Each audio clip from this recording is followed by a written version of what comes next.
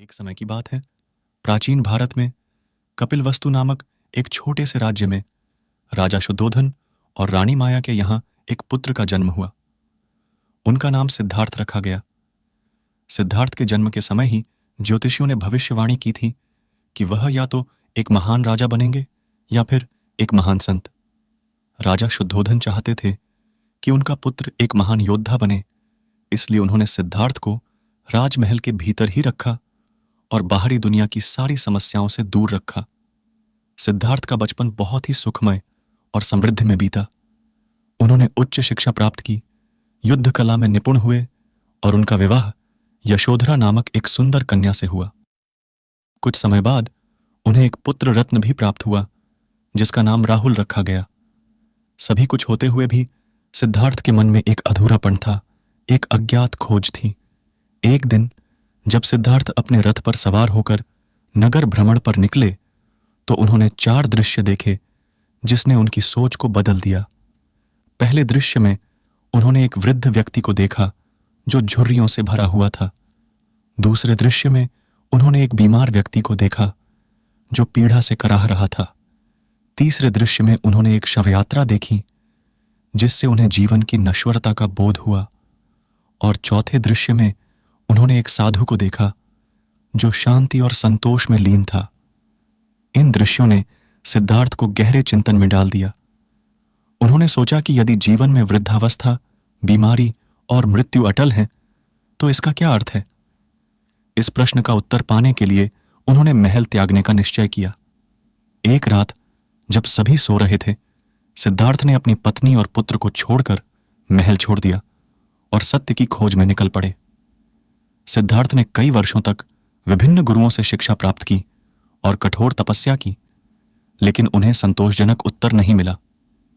अंततः उन्होंने बोधगया में एक पीपल के पेड़ के नीचे ध्यान लगाने का निर्णय लिया और यह संकल्प लिया कि जब तक उन्हें ज्ञान प्राप्त नहीं होगा वह वहां से नहीं उठेंगे। कई दिनों तक ध्यान करते हुए उन्हें विभिन्न प्रकार के आंतरिक और बाहरी विकारों का सामना करना पड़ा, लेकिन उन्होंने हार नहीं मानी। आखिरकार एक दिन पूर्णिमा की रात सिद्धार्थ को ज्ञान प्राप्त हुआ। उन्हें समझ में आया कि जीवन का सच्चा अर्थ क्या है और दुखों से मुक्ति का मार्ग क्या है। इस प्रकार सिद्धार्थ गौतम बुद्ध बन गए और उनके द्वारा प्रतिपादित धर्म को बौद्ध धर्म कहा गया। गौतम बुद्ध ने 4 आर्य सत्य और अष्टांगिक मार्ग की शिक्षा दी। 4 आर्य सत्य हैं। 1. दुख, जीवन में दुख अपरिहार्य है। 2. दुख समुदय, दुख का कारण तृष्णा, इच्छा है। 3. दुख निरोध, दुख का निवारण संभव है। 4. दुख निरोध मार्ग, दुख से मुक्ति पाने का मार्ग अष्टांगिक मार्ग है। अष्टांगिक मार्ग के 8 अंग हैं। 1.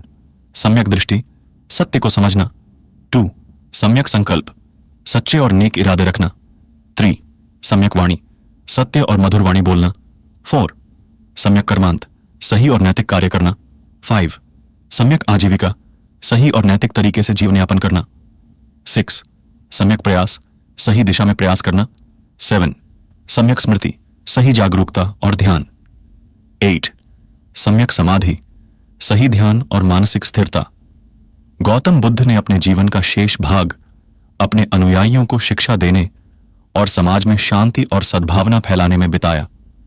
उन्होंने विभिन्न स्थानों पर घूम घूमकर अपने उपदेश दिए और कई लोगों को अपने ज्ञान से प्रभावित किया। उनकी शिक्षाएं करुणा, अहिंसा और शांति पर आधारित थीं। बुद्ध की मृत्यु के बाद उनके अनुयायियों ने उनकी शिक्षाओं को संकलित किया और उन्हें आगे बढ़ाया। बौद्ध धर्म ने धीरे धीरे एशिया के विभिन्न भागों में फैलकर एक प्रमुख धर्म का रूप ले लिया।